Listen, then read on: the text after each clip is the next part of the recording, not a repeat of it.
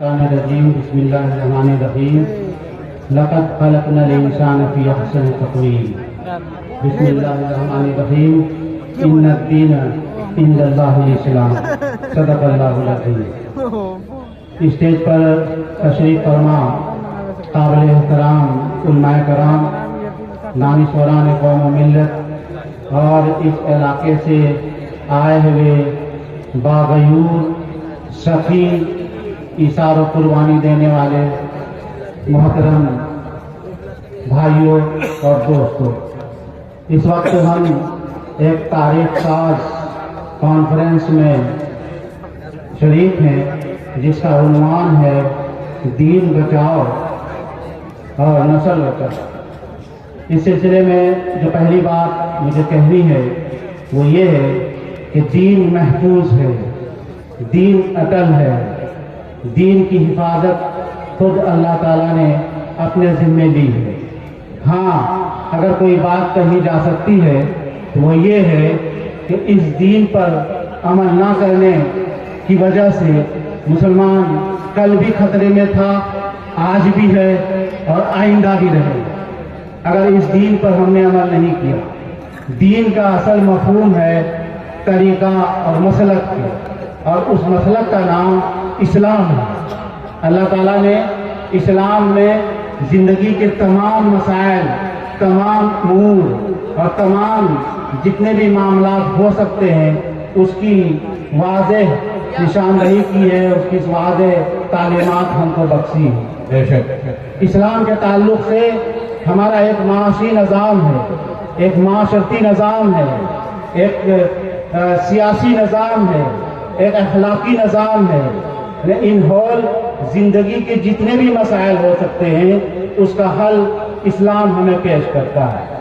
اسلام کی بنیاد اگر معاشرت پہ رکھتا ہے تو معاشرت کی بنیاد تعلقات پر ہے، تعلقات کی بنیاد میاں بیوی کے تعلقات پر ہے۔ اسلام ہمیں بتاتا ہے کہ میاں بیوی کے کیسے تعلقات ہونے چاہیے، اور جس طرح کے تعلقات ہوں گے، میاں بیوی کے جیسے تعلقات ہوں گے، ویسی ہی نسلوں کی افزائش ہوگی۔ اگر میاں بیوی کے اندر محبت، مودت، الفت کا ماحول ہوگا تو ظاہر سی بات ہے کہ ہماری جو اولاد ہوگی اس کی جو ذہنی نشو و نما ہوگی، اس کی جو نفسیاتی ارتقا ہوگا اسی انداز میں ہوگا۔ یہ بات ایک اٹل حقیقت ہے جس کا اعتراف ہمارا دین بھی کہتا ہے، ہماری قرآنی تعلیمات بھی اس کا اظہار کرتا ہے، اور جو سائیکولوجی ہے وہ بھی اس بات کا اعتراف کرتا ہے کہ گھر کا ماحول جتنا اچھا ہوگا ہماری اولاد پر اتنے اچھے اثرات مرتب ہوں گے۔ لیکن آپ دیکھ رہے ہیں کہ ہمارے جو معاشرتی تعلقات ہیں وہ کس قدر خراب ہوتے جا رہے ہیں۔ میاں بیوی کے تعلقات خراب ہو رہے ہیں، طلاق کا مسئلہ کھڑا ہو رہا ہے۔ اس کے علاوہ باپ بیٹوں میں اختلاف ہے، بھائی میں اختلاف ہے۔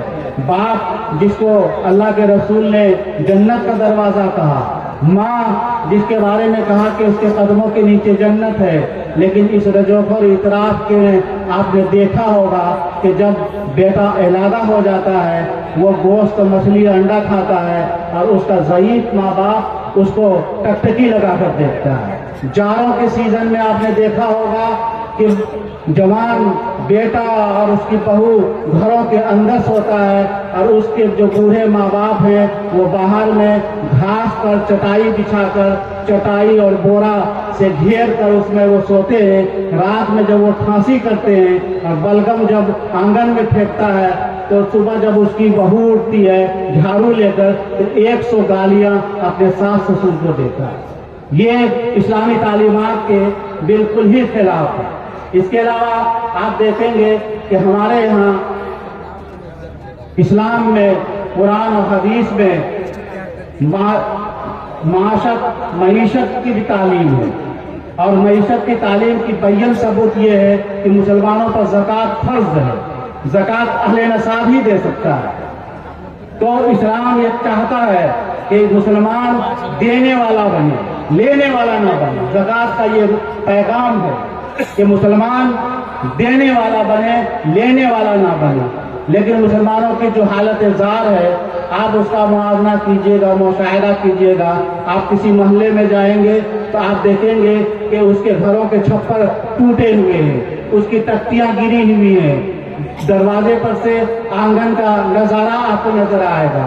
دروازے پر دیکھیں گے کہیں گوبر ہے، کہیں گھاس ہے، کہیں بچوں کے پیخانے ہیں، کپڑے گندے ہیں، اس کے دروازے گندے ہیں. اس گندگی کا اثر یہ ہوا ہے کہ ہمارا قلب گندا ہو گیا، ہمارا ذہن گندا ہو گیا.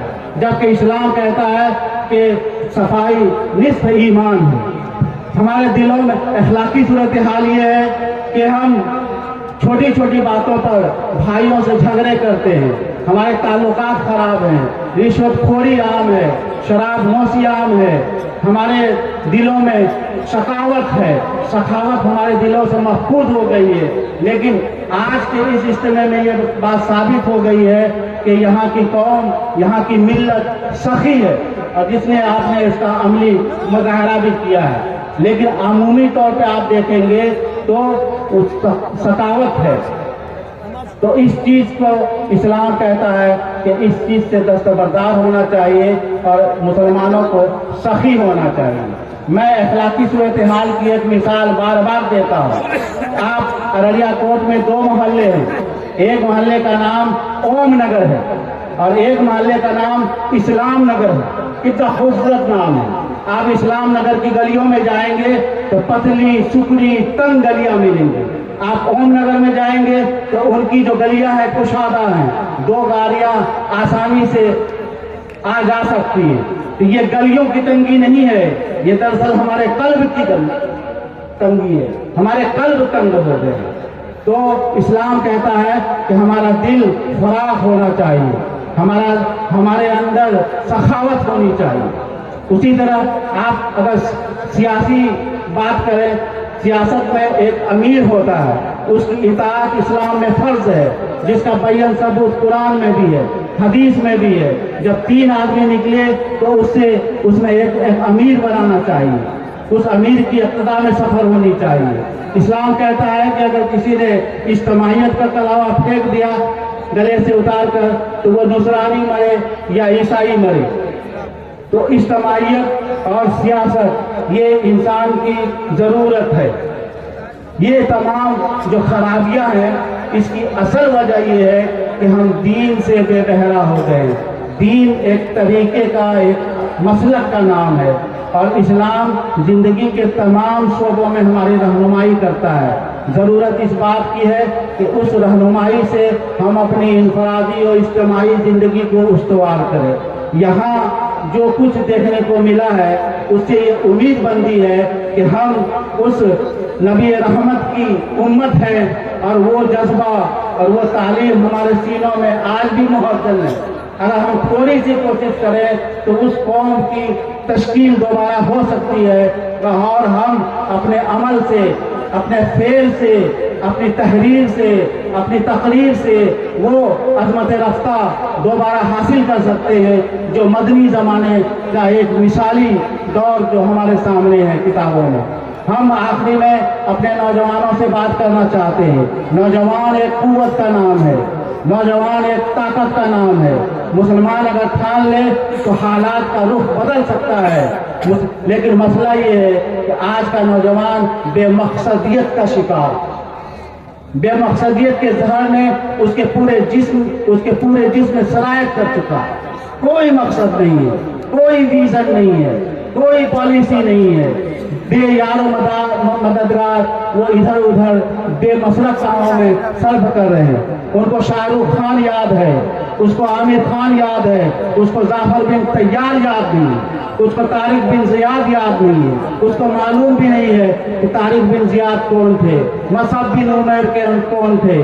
ضرورت اس بات کی ہے نوجوانوں کی کہ وہ اپنے جو زرعی تاریخ ہے، جو روشن تاریخ ہے، اس تاریخ کا مطالعہ کرے اور اپنی زندگی کو اس زندگی کے بنیاد پر استوار کرے اور نہ صرف اپنے لیے بلکہ اپنے سماج کے لیے اور اس مغلوب اور زوال پذیر قوم کے لیے کام کرے. اس کے لیے ہمارے ایک بزرگ نے فرمایا کہ جب آپ کام کرنا چاہیں گے تو آپ کو 3 چیز کی ضرورت پڑے گی۔ سب سے پہلی چیز فکر ہے، آپ کی فکر مضبوط ہونی چاہیے۔ آپ کی فکر اسلامی تعلیمات، قرآنی تعلیمات، نبی صلی اللہ علیہ وسلم کی سیرت کے مطابق ہونی چاہیے۔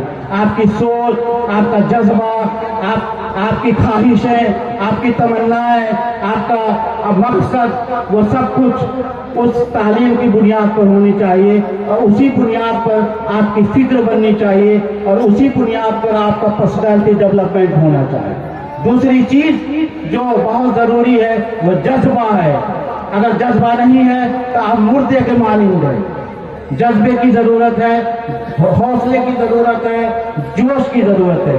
تیسری چیز عمل ہے۔ صرف فکر سے، جذبے سے کوئی کام نہیں ہوتا، بلکہ جب تک آپ عمل کے لیے آمادہ نہیں ہوں گے، کچھ کرنے کے لیے آمادہ نہیں ہوں گے، اپنی شخصیت کو نکھارنے کے لیے تیار نہیں ہوں گے، اپنے سماج کو بدلنے کے لیے تیار نہیں ہوں گے، اس وقت تک کچھ نہیں ہونے والا۔ ضرورت اس بات کی ہے کہ نوجوان اپنی طاقت کو، اپنی صلاحیت کو مثبت راستے میں خرچ کرے، اسلام اور اسلامی تعلیمات کے راستے میں خرچ کرے، اسلام کے غلبے اور اس کی اقامت کے لیے صرف کرے۔ اگر ہم ایسا کریں گے تو دنیا میں بھی عزت کی زندگی ہماری نصیب ہوگی، اور یہاں سے مرنے کے بعد جب اللہ کے سامنے جائیں گے، اس سے پہلے حوض کوثر پر